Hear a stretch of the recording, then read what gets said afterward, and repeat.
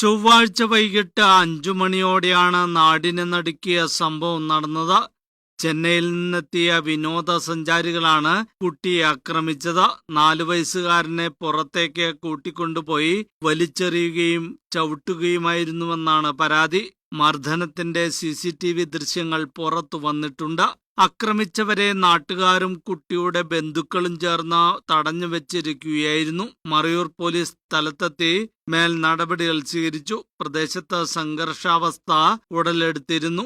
കോകില എന്ന യുവതിയുടെ കുഞ്ഞിനെ പ്രതികളായ യുവാക്കൾ റിസോർട്ടിന് സമീപത്തേക്ക് മാറ്റിക്കൊണ്ടുപോയി ക്രൂരമായി മർദ്ദിക്കുകയും ചവിട്ടുകയുമായിരുന്നു. നിലത്തിട്ട് ചവിട്ടിയ കുഞ്ഞിനെ ഇവർ കല്ലുപയോഗിച്ച് പരിക്കേൽപ്പിച്ചതായും നാട്ടുകാർ പറയുന്നു.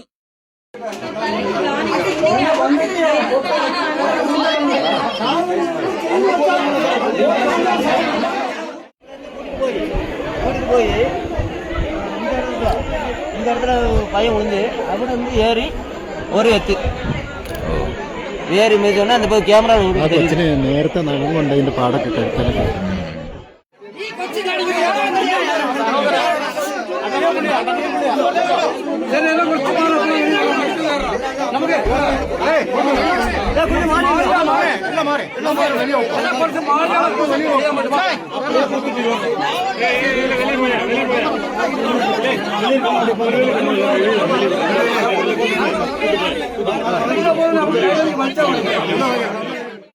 കുഞ്ഞിന്റെ നിലവിളി കേട്ടെത്തിയ നാട്ടുകാർ അക്രമം തടയുകയും റിസോർട്ടിന് മുന്നിൽ തടിച്ചുകൂടി പ്രതിഷേധിക്കുകയുമായിരുന്നു. പ്രതികളായ യുവാക്കളെ ഉടൻ അറസ്റ്റ് ചെയ്യണമെന്നും നാട്ടുകാർ ആവശ്യപ്പെട്ടു.